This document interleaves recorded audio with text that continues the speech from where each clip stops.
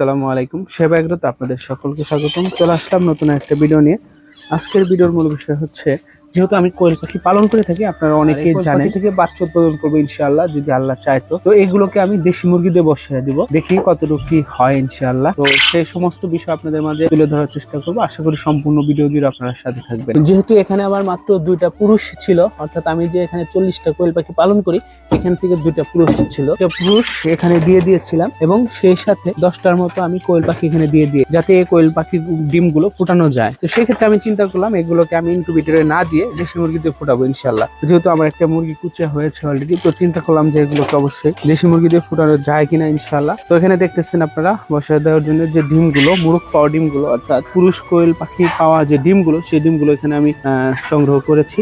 তো এখানে যেটা শুরুতে করতে হবে সেটা হলো এরকম ঝরঝরে গুঁড়ো, আপনারা দেখতেছেন একদম ফ্রেশ, এই গুঁড়ো দিয়ে দিতে হবে। সেই সাথে একটা কাজ আপনাকে অবশ্যই করতে হবে, যে মুরগি ডিম আপনারা বসায় দেন না কেন, অর্থাৎ যে আপনারা দেখতেছেন ফার্মি মুরগি, এগুলো যদি আপনারা ফুটান, সেক্ষেত্রেও যেটা করবেন সেটা হলো আপনার জীবাণুনাশক যে কোনো একটা স্প্রে দিয়ে শুরুতে একটা স্প্রে করে নেবেন, যাতে জীবাণু কোনোভাবে না থাকে। পিঁপড়ামারা যে বিষটা রয়েছে, আপনারা অনেকে জানেন, এটা বাজারে পাওয়া যায়, দাম খুবই অল্প। তো এটা দিয়ে খুবই অল্প পরিমাণ দিবেন, দিয়ে অবশ্যই মিক্সিং করে নেওয়ার চেষ্টা করবেন ইনশাল্লাহ। অবশ্যই মিক্সিং করে নেওয়ার চেষ্টা করবেন, যে কোনো টাইমে পিঁপড়া যেতে পারে। তো আপনারা যদি এটা দিয়ে রাখতে পারেন, তাহলে উকুন সহ নানা রকম সমস্যা থেকে সমাধান পাবেন ইনশাআল্লাহ। হচ্ছে এই এখান থেকে মানে কয়টা ডিম দিতে পারবেন এই ব্যাপারে যদি আসি, সেক্ষেত্রে শুরুতে বলবো যে আপনারা যদি দেশি মুরগির ডিম 10 থেকে 15টা দেন, তাহলে এটা 30টা দিতে পারবেন মোটামুটি ইনশাআল্লাহ। তো আপনাদেরকে একটা জিনিস দেখাই, একটু ক্যামেরাটা এদিক নিয়ে কালার হবে, বেশিরভাগ কোয়েলের যে কমন ডিমগুলো হবে এরকম কালার হবে। এগুলো পরিষ্কার পরিচ্ছন্ন আছে কিনা সেদিকটা দেখে অবশ্যই বসায় দেওয়ার চেষ্টা করবেন ইনশাআল্লাহ। আর একটা কথা বলি আপনাদেরকে, এগুলো কিন্তু পরিপক্ত ডিম, একদম মানে একদম পিওর কালার যে রয়েছে কোয়েলের, সেই ডিমটা এখানে। তো বিসমিল্লাহ 4টা দিলাম।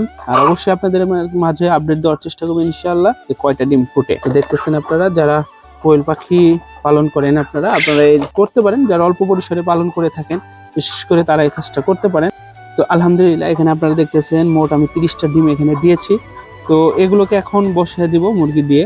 আসলে এর চেয়ে বেশি আপনারা কখনোই দেওয়ার চেষ্টা করবেন না। যদিও আমি কয়েকটা ডিম বেশি দিয়ে দিয়েছি, চাইলে আপনারা এর চেয়ে কম দিতে পারেন। আর এখানে যে ডিমগুলো দেখতেছেন আপনারা, এগুলো কিন্তু একদম যে ফ্রেশ না তা না, তবে এই কালারটা আপনারা কম দেওয়ার চেষ্টা করবেন। এটা হচ্ছে ধূসর কালার, আর এটা যদি ডিমে কোনো সমস্যা হয় তাহলে বেশিরভাগ সময় এই কালারটা হয়ে থাকে আর কি। আপনারা সবসময় চেষ্টা করবেন এই কালারটা, দেখেন আপনারা লক্ষ্য করে দেখবেন যে কালারটা দিয়েছি, এই কালারটা আপনারা সবসময় দেওয়ার চেষ্টা করবেন। এখান থেকে বাচ্চার সাইজটা ভালো আসে। তো এবার হচ্ছে সে কাঙ্ক্ষিত মুরগিটাকে নিয়ে আসি, দেখি সেই মুরগিটার কি অবস্থা। দেখতেছেন প্রত্যেকটা মুরগি ডিমে বসে, সুন্দর একটা দৃশ্য। এখানে কিন্তু 4টা মুরগি একসাথে ডিম পাড়তে বসেছে, মাশাআল্লাহ। এই হচ্ছে আমার সে কাঙ্ক্ষিত কুচিয়া মুরগিটা, মাশাআল্লাহ। এই হচ্ছে আমার সে কাঙ্ক্ষিত কুচিয়া মুরগিটা।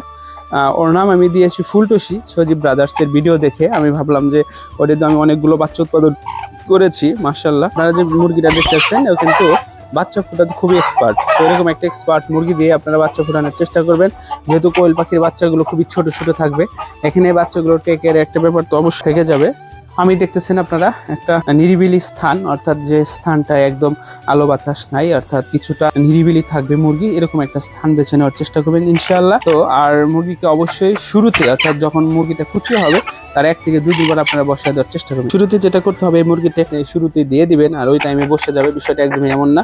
মুরগিটাকে সেটা করতে হবে শুরুতে একটু আলতো করে আদর করে। এখানে যখন মুরগিটা আপনার দিবেন, দেখবেন যে ঝাঁকি দিয়ে ডিমটা ভেঙে ফেলতে পারে। যাই হোক, এখানে যখন আপনি চুপ করে বসাবেন মুরগিটাকে, তখন কিন্তু দেখাই আপনাদেরকে, তখন কিন্তু এইভাবে একটা লাল অথবা যে কালারই হোক না কেন দিয়ে ঢেকে রাখার চেষ্টা করবেন।